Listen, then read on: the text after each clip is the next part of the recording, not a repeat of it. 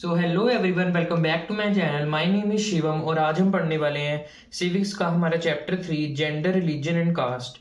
तो हम हमारे दो चैप्टर्स हो चुके हैं अब हमारे सिविक्स के। फर्स्ट हमने किया पावर शेयरिंग, सेकंड हमने किया फेडरलिज्म। अब इसके बाद हम कर रहे हैं जेंडर रिलीजन एंड कास्ट। अब इसमें देखो तीन हमारे मेन टॉपिक हैं। सबसे पहले हम जेंडर पे बात करेंगे, है ना। उसमें क्या जेंडर में आप बोलोगे क्या आएगा? जेंडर में आएगा फेमिनिस्ट मूवमेंट्स और कि लड़कियों के खिलाफ जितने भी अनइक्वालिटीज वगैरह है वो आएंगी। रिलीजन में क्या आएगा कि हमारे जैसे देखो हमारा इंडिया है, इंडिया की एग्जांपल लोगे, इंडिया में इतने सारे डाइवर्स रिलीजन्स हैं तो उनको कैसे मैनेज किया जाता है, कॉन्फ्लिक्ट्स कैसे होते हैं रिलीजन्स की वजह से, वो सारी चीजें आएंगी। लास्ट में आएगा कास्ट। और कास्ट का आप देख सकते हो इंडिया में ही कि जैसे general caste, OBC, schedule caste and schedule tribes वगैरह, इनके बारे में बात की जाएगी और इनके पॉलिटिकल व्यूज के बारे में बात की जाएगी। अब इसके बाद स्टार्ट करते हैं हम। सबसे पहला है हमारा सेक्सुअल और जेंडर डिवीजन ऑफ लेबर। ये हमारा टॉपिक है। इसमें क्या है? इसमें we all are brought up to believe a system in which all work inside the home is either done by the women और organised by them through the domestic helpers. अब देखो हमें ना शुरू से ही जब से हम बच्चे होते हैं तब से हमारे दिमाग में डाल दिया जाता है कि घर के काम है वो औरतें करेंगी और बाहर जाके पैसा कमाएंगे वो आदमी कमाएंगे। मतलब इस तरह की सिस्टम को आप, घर के सिस्टम को, इसको आप पेट्रियार्कल सोसाइटी बोलते हो। जो सोसाइटी ऐसे वर्क करती है ना उसको पेट्रियार्कल सोसाइटी कहते हैं। तो हमारे यहाँ इंडिया में शुरू से ही पेट्रियार्कल सोसाइटी चल रही है। इस पॉइंट का ये मतलब है। अब इसके बाद आगे पॉइंट है women do cleaning, washing, tailoring, cooking etcetera at home. अब वुमेन कैसे कैसे काम करती थी घर पे? वुमेन करती थी क्लीनिंग, वॉशिंग, टेलरिंग, कुकिंग वगैरह, मतलब जो भी घर के बेसिक काम हुआ करते थे। अब उसके बाद क्या है? Man do work outside the home. अब जो आदमी लोग होते थे वो घर से बाहर जाके पैसा कमा के लाते थे। If man are paid they can do the works listed above in women's points. पर अगर आदमियों को, ये बड़ा एक इंपॉर्टेंट पॉइंट दिया हुआ है कि अगर आदमियों को पैसा मिलता था तो जो भी काम जो औरतें घर में फ्री में कर रही थी, कि कुकिंग हो गई, आपकी टेलरिंग वगैरह सब कुछ एक्सेट्रा एक्सेट्रा हो गया, अगर आदमियों को इसके लिए पैसा मिलता तो ये वो काम किया करते थे।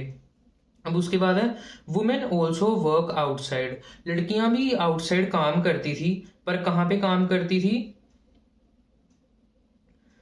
लड़कियां काम करती थी रूरल एरियाज में। रूरल एरियाज में और अर्बन एरियाज में कैसे कैसे काम करती थी? रूरल एरियाज में वाटर फेच करती थी। वाटर फेच करना भी मतलब जैसे मान लो आपको इरिगेशन के लिए आपकी फील्ड की आपको पानी चाहिए तो वो मटके लेके, गांव में आपने देखा होगा ना कई मूवीज में दिखाते हैं कि मटके लेके जाती हैं औरतें और कुएं से पानी निकालती हैं। वाटर फेच करने का मतलब यही होता है। और उसके बाद था कलेक्ट फ्यूल्स। वो फ्यूल्स कलेक्ट किया करती थी। और उसके बाद है कि वर्क इन फील्ड्स, और फील्ड्स में वर्क किया करती थी, मतलब जो हमारी खेती बाड़ी होती है वो किया करती थी। और अर्बन एरियाज में डोमेस्टिक हेल्पर्स हुआ करती थी वुमेन, मतलब लोगों के घर में जा जाके काम करना, मतलब बेसिकली अ मेड। और उसके बाद है majority women do some sort of paid work apart from domestic labour but their work is not valued and recognised. अब बहुत सारे वुमेन हैं जो पेड वर्क करती हैं अपार्ट फ्रॉम डोमेस्टिक लेबर, है ना, पर उनके वर्क को ना इतना ज्यादा वैल्यू नहीं किया जाता और ना रिकॉग्नाइज किया जाता है। इसके बाद है result of this division of labour. अब इस डिवीजन ऑफ लेबर का रिजल्ट क्या हुआ? इस पेट्रियार्कल सोसाइटी का रिजल्ट क्या हुआ? All the women constitute half of the humanity. Although women half of the humanity constitute करती हैं। Their role in public affairs और पॉलिटिक्स वर मिनिमल। पर उनका रोल पब्लिक अफेयर्स में और पॉलिटिक्स में बड़ा ही मिनिमल था, ज्यादातर उसमें मैन नहीं थे। Earlier women were not allowed. अब यहाँ पे आपको लिस्ट दी हुई है कि अर्लियर वुमेन को, पुराने टाइम्स में वुमेन को कि क्या क्या नहीं अलाउड था। पब्लिक अफेयर्स में जाना अलाउड नहीं था, वोटिंग राइट्स नहीं थे उनके पास, पब्लिक ऑफिस नहीं थे, इक्वल राइट्स नहीं थे, फ्रीडम नहीं था भी। मतलब बेसिकली आप कह सकते हो कि उनके पास फ्रीडम ही नहीं था अपनी बात रखने का। और उसके बाद है gradually gender became political issue. अब इसके बाद ग्रेजुअली जेंडर एक पॉलिटिकल इशू बन गया। Women in different parts of the world organised and agitated for democracy. अब जो वुमेन थी different parts of the world में, अब उनको तो था कि हमें तो हमारी ओपिनियन चाहिए, है ना, तो उन्होंने ऑर्गेनाइज और एजिटेट करनी शुरू कर दी, रैलीज वगैरह, है ना। और उन्होंने डिमांड क्या किया? अभी आपका बड़ा इंपॉर्टेंट क्वेश्चन आता है कि वुमेन ने डिमांड क्या किया, उनको चाहिए क्या था? उनको सबसे पहले चाहिए थे वोटिंग राइट्स। उसके बाद क्या था, equality in personal and family life, कि उनको इक्वालिटी चाहिए थी पर्सनल और फैमिली लाइफ में, कि पर्सनल लाइफ में भी उनको इक्वल समझा जाए एक आदमी के द्वारा, और जो उनकी फैमिली लाइफ थी उसमें उनको यही ना समझा जाए कि ये घर की मेड है भी, मतलब यही सारे घर के काम करेगी, ये बाहर जाके पैसा नहीं कमाएगी। उनको इक्वालिटी चाहिए थी कि वो भी बाहर जाके अपॉर्चुनिटीज ले सकती है। उसके बाद था कि एजुकेशन, कि उनको एजुकेशन का राइट होना चाहिए, उनको एजुकेशन मिलनी चाहिए।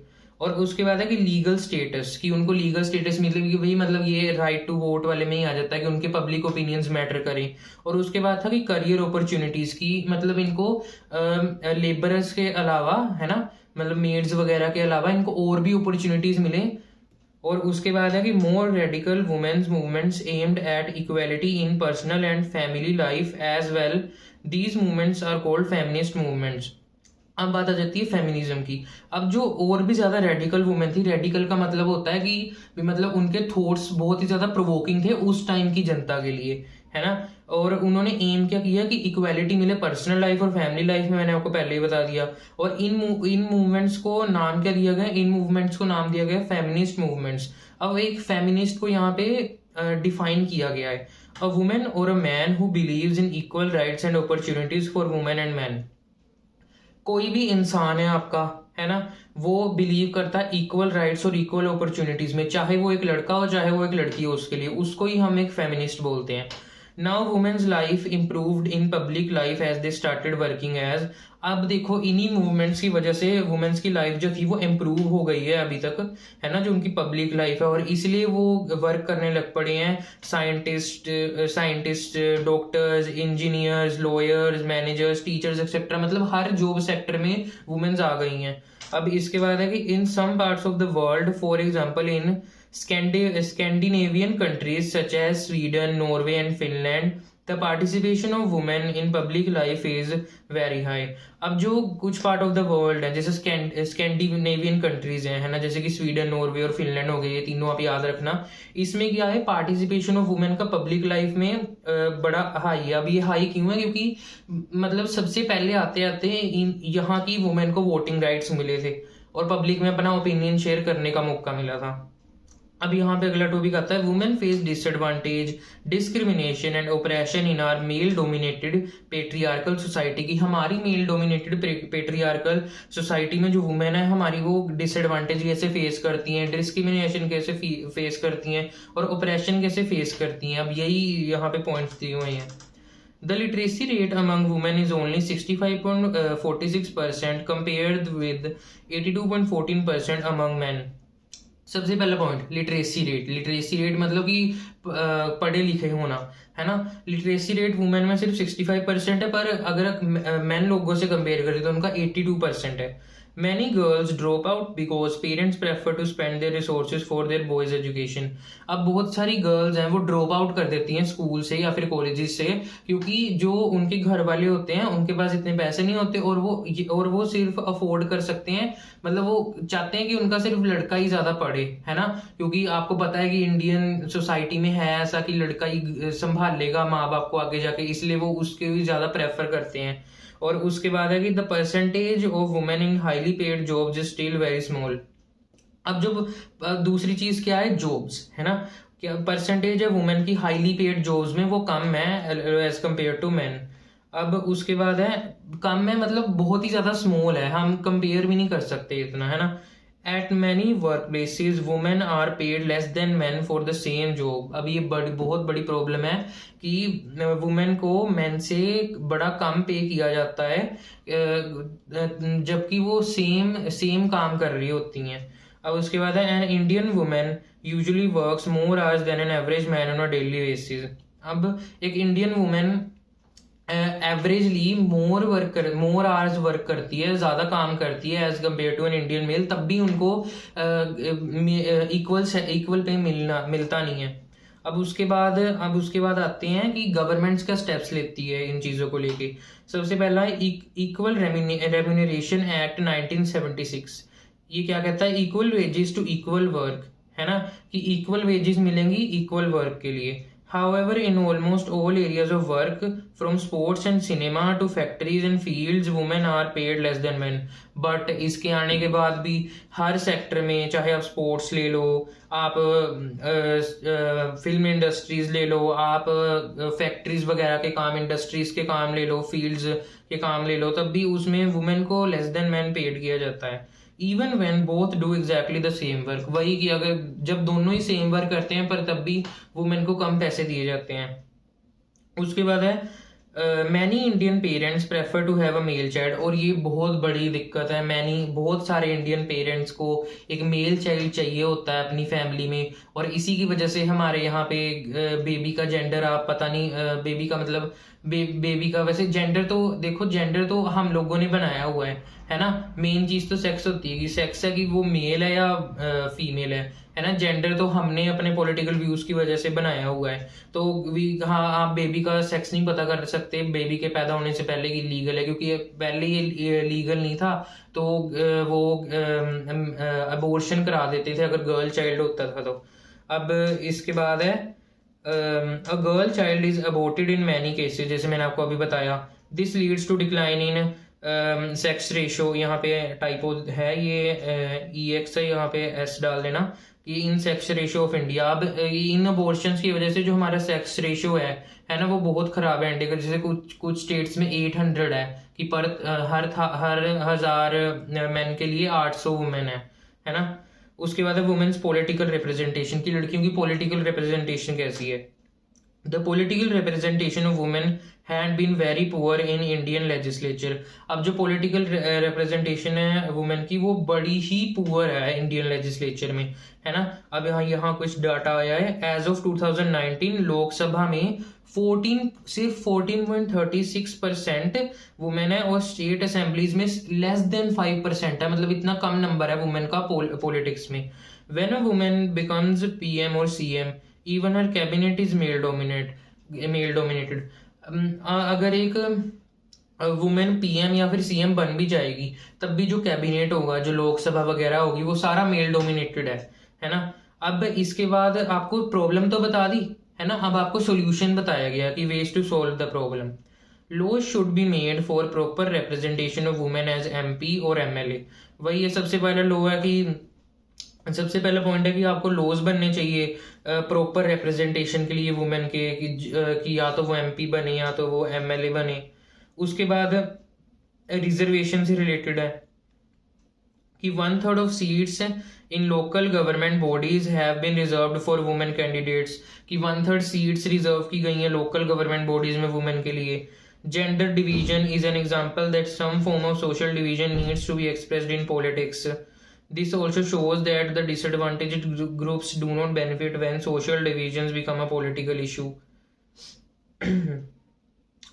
कि भाई ये जो जेंडर डिवीजन है ना, वो आपका एक एग्जांपल है कि सोशल डिवीजन का, कि हमारी मतलब जो भी एक कंट्री है उसमें सोशल डिवीजन की वजह से कितने प्रॉब्लम्स आ सकती हैं, और इसको हमें जेंडर डिवीजन को हमें एक्सप्रेस करना चाहिए, इस प्रॉब्लम को पॉलिटिक्स में, है ना। और ये आपको ये चीज भी दिखाती है कि जो डिसएडवांटेजेड ग्रुप्स हैं, है ना, डिसएडवांटेज्ड ग्रुप्स हैं, वो कैसे बेनिफिट कर सकते हैं, है ना, इसको एक पॉलिटिकल इशू बना के।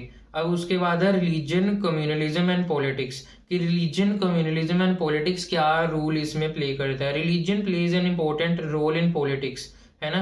रिलीजन एक इंपॉर्टेंट रोल प्ले करता है पॉलिटिक्स में। In some countries politicians promote the cause of the majority religious group at the cost of minorities. अब कुछ कंट्रीज में पॉलिटिशियंस है वो प्रमोट करते हैं एक ही मेजोरिटी रिलीजन को, मतलब जो जिस रिलीजन के लोग वो ज्यादा होंगे आपके कंट्री में, उन्हीं को पॉलिटिशियन सपोर्ट करेंगे, है ना, उन्हीं के रिलीजन को प्रेफर करेंगे, और जो माइनॉरिटी रिलीजन है उनको नजरअंदाज कर दिया जाएगा।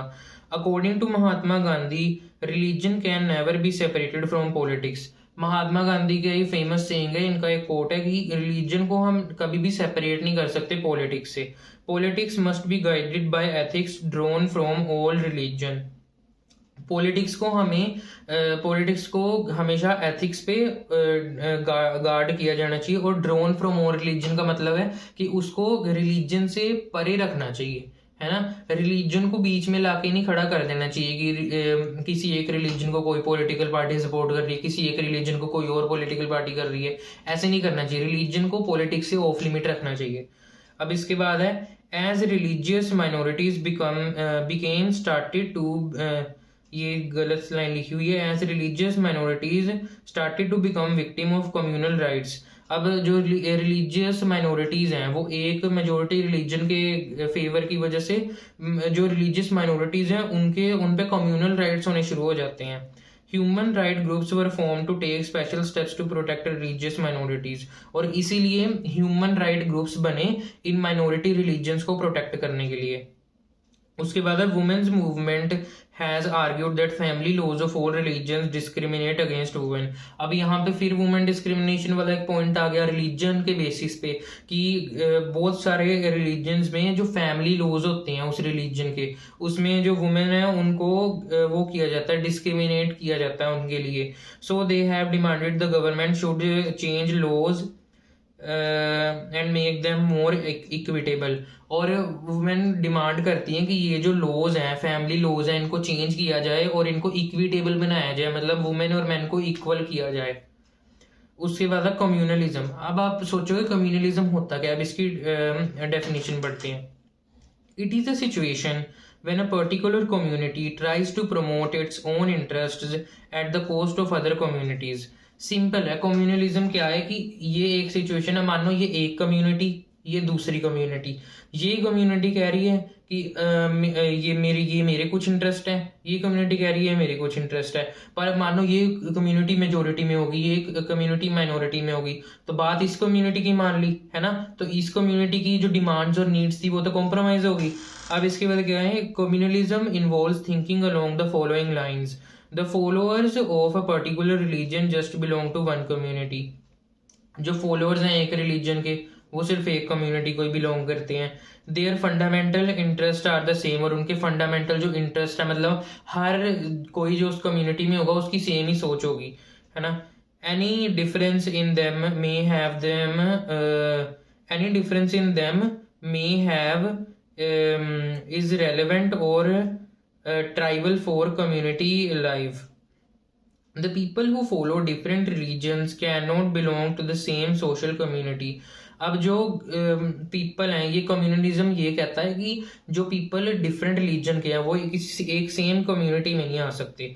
If the followers of different religion have some commonalities these are superficial and immaterial. और अगर डिफरेंट रिलीजन के फॉलोअर्स की सेम कॉमनैलिटीज भी हैं, मतलब कुछ कुछ कॉमन ग्राउंड है भी उनमें, है ना, तो वो सुपरफिशियल होती हैं और इमटेरियल होती हैं।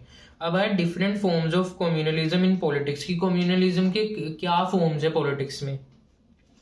Many people think of their religion as superior to all other religion. ये सबसे बड़ी प्रॉब्लम है कि बहुत सारे जो लोग हैं कि एक पर्टिकुलर रिलीजन के, वो अपने रिलीजन को दूसरे के रिलीजन से बेटर मानते हैं। Such people often try to dominate the other people from other communities. और ऐसे ही लोग डोमिनेंस दिखाने की कोशिश करते हैं वो दूसरे रिलीजन के लोगों पे। This can result in people from the minority community to form a separate political unit। और यही इसीलिए ये रिजल्ट कर सकता है कि जो ओप्रेस हो रहे हैं जिस रिलीजन के लोग, वो अपनी एक अलग पॉलिटिकल सेपरेट यूनिट बना लेंगे।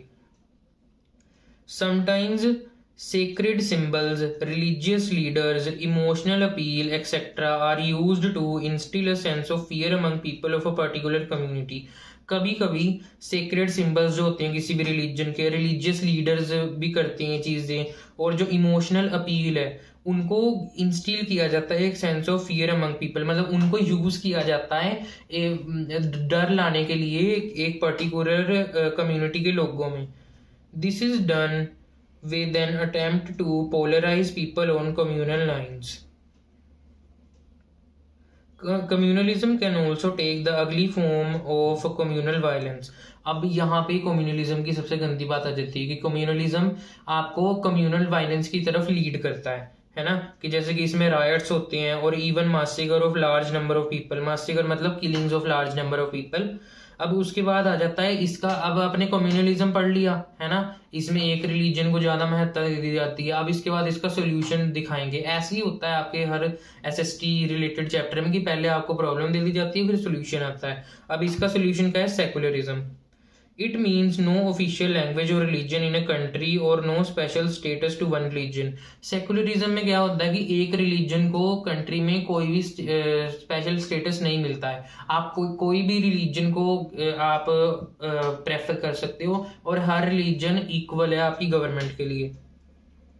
Which means everyone is free to profess, propagate and practice any religion or not to follow any, है ना। या तो आप फॉलो भी कर सकते हो या फिर आप नहीं भी कर सकते कोई भी रिलीजन, अब वो आपके ऊपर निर्भर है।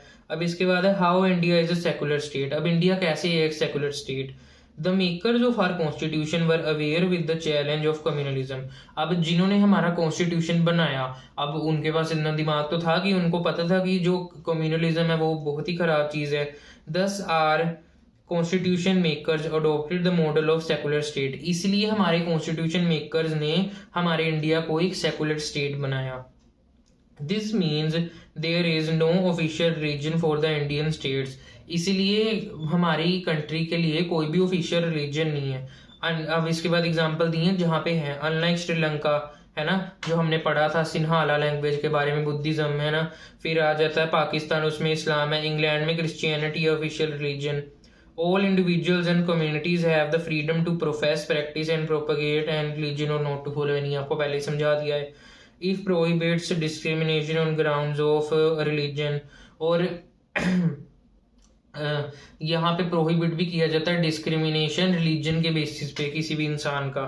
It allows the state to intervene in the matters of religion in order to ensure equality within religious communities, which means it bans untouchability। और जो हमारी गवर्नमेंट है वो इंटरफेयर करती है जब भी रिलीजियस ओप्रेशन होते हैं, है ना, कोई दबाने की कोशिश करता है किसी और रिलीजन को, है ना। तो इसीलिए जो हमारे यहाँ पे अनटचेबिलिटी है वो भी बैन कर दी गई, क्योंकि गवर्नमेंट के पास पावर है ये चीजें करने की। अब इसके बाद है कास्ट एंड पॉलिटिक्स। इसमें सबसे पहले कास्ट इनइक्वालिटीज, कि कास्ट इनइक्वालिटीज का इशू क्या है, अब इशू बताएंगे। उसके बाद हमारे रियलिटी है कास्ट सिस्टम की इंडिया में।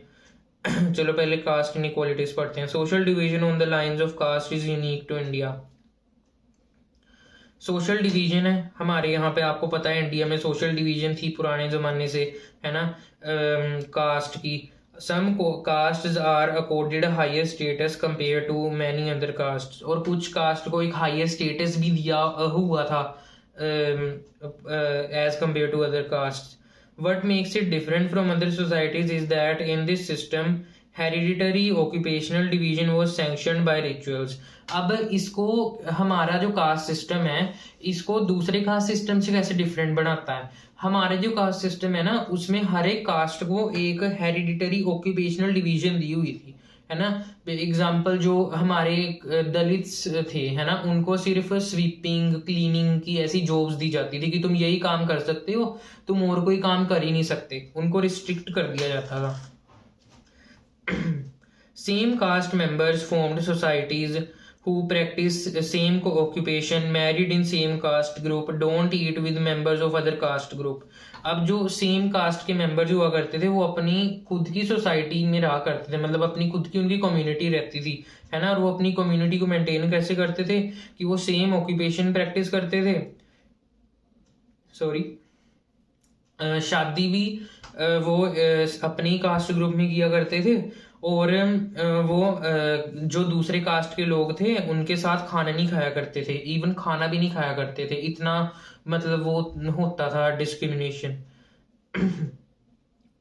Caste system was based on exclusion and discrimination against outcast groups.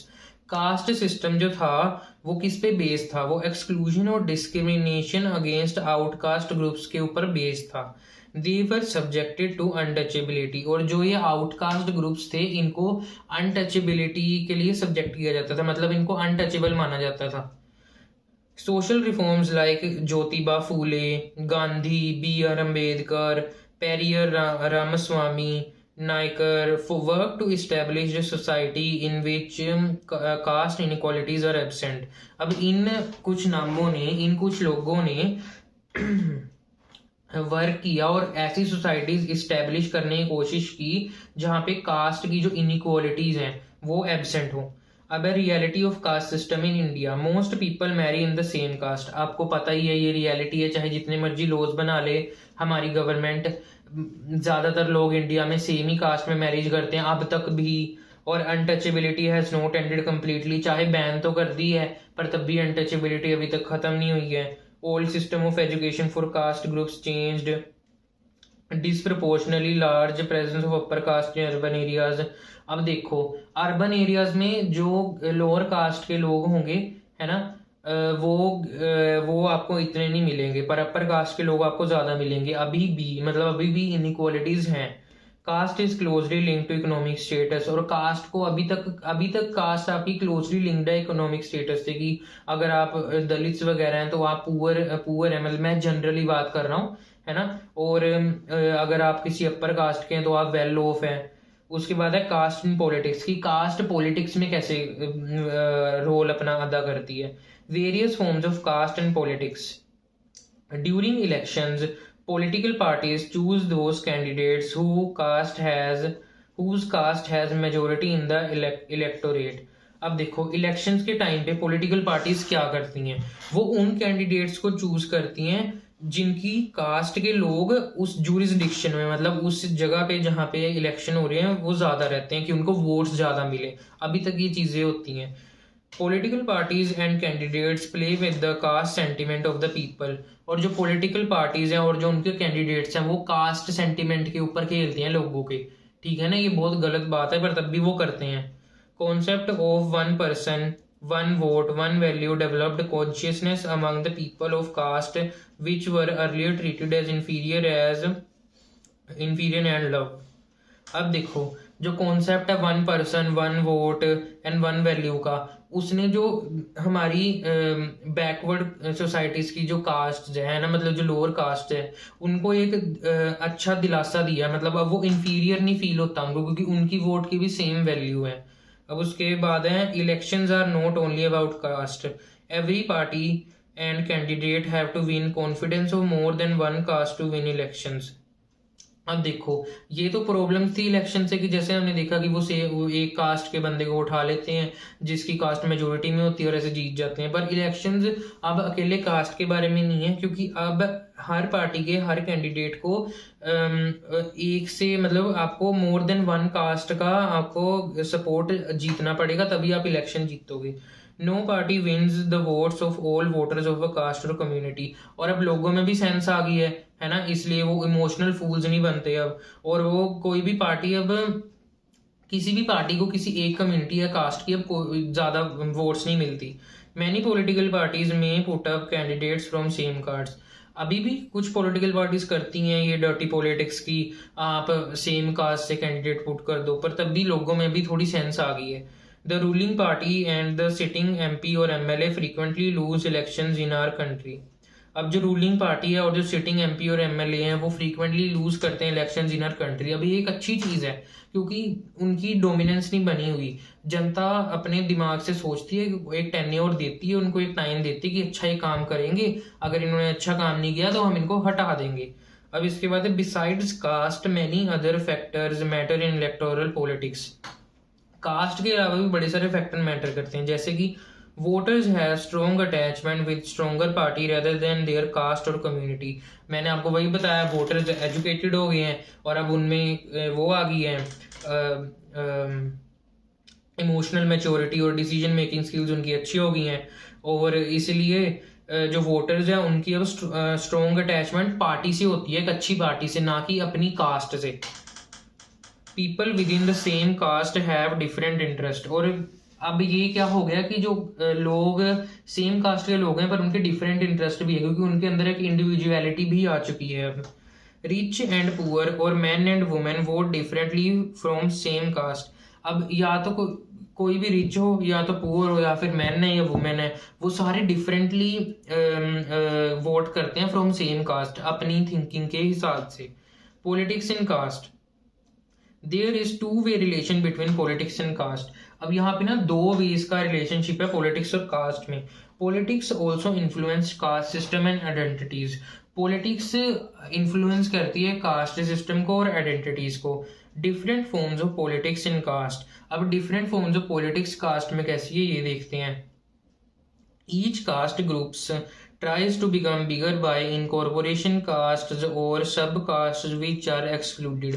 हर एक कास्ट ग्रुप क्या ट्राई करता है, बिगर बनने की कोशिश करता है। कैसे कि वो दूसरी कास्ट को वो एक्वायर करता है अपने अंदर, है ना, जिनको एक्सक्लूड कर दिया गया था, मतलब जिनको इंफीरियर माना जाता था उनको अपने साथ जोड़ लेता है और एक बड़ा बड़ा बिगर कास्ट ग्रुप बना लेता है। Various caste groups enters into a coalition. जैसे कि मैंने आपको अभी बताया कि बहुत सारे कास्ट ग्रुप्स कोएलिशन में एंटर हो जाते हैं, वो साथ जुड़ जाते हैं। और communities, new kinds of caste groups have come up like backward and forward caste. Positive aspects of caste. Positive aspects क्या हैं कास्ट के? Demand of power sharing by caste groups. अब देखो पॉजिटिव एस्पेक्ट्स हैं, अब इसके बाद नेगेटिव एस्पेक्ट्स करेंगे, पर पॉजिटिव एस्पेक्ट क्या है हमारा कि डिमांड करते हैं पावर शेयरिंग कास्ट ग्रुप्स, है ना, कि जैसे SC scheduled tribes and OBC got better access to decision making. Power sharing की वजह से जो शेड्यूल कास्ट और ओबीसी कास्ट के लोग थे उनको बेटर एक्सेस मिली डिसीजन मेकिंग के लिए। अब इसके बाद नेगेटिव एस्पेक्ट्स की बात कर लेते हैं। Divert attention of government from other big issues like poverty, development and corruption. अब देखो कास्ट में जो प्रॉब्लम है, जो इनइक्वालिटीज है कास्ट की वजह से, अब उससे जो गवर्नमेंट की अटेंशन तो उस पर जाएगी ना, पर अब इस प्रॉब्लम की वजह से गवर्नमेंट की अटेंशन और भी मतलब इक्वल लेवल के जो वो हैं हमारे प्रॉब्लम्स उन पे नहीं जा पाती। और इनकी एग्जांपल्स क्या हैं? पॉवर्टी होगी, डेवलपमेंट होगी और करप्शन होगी। It also leads to tension, conflict and violence. और आपको पता ही है कि पॉलिटिक्स इन कास्ट आपको कितना वो कॉन्फ्लिक्ट होता है, राइट्स वगैरह होते हैं, सब कुछ होता है। अब इसके बाद इसी के साथ आपका ये चैप्टर खत्म हो गया है। अब इसमें ना आपको नोट से जो सारे जो आपको पॉइंट्स बताए हैं इनको आपको याद रखना पड़ेगा, क्योंकि ये बहुत ही इंपॉर्टेंट है, क्योंकि ये बिल्कुल ही शॉर्ट नोट्स दिए हुए हैं आपको। और इसमें आप थोड़ी एनसीईआरटी भी रीड कर लेना, क्योंकि इसमें कुछ पिक्चर्स हैं और उनसे पिक्चर्स बेस्ड क्वेश्चन आपको आ सकते हैं। तो आपको वो पिक्चर दिखेगी एनसीईआरटी में, नीचे उसके बारे में कॉन्टेक्स्ट दिया होगा, वो थोड़ा पढ़ लेना। तो बस इसी के साथ ये मैं आपको वीडियो समाप्त करता हूँ। आपका चैप्टर फिनिश हो चुका है। अब इसके बाद मिलते हैं अगले चैप्टर की वीडियो के साथ।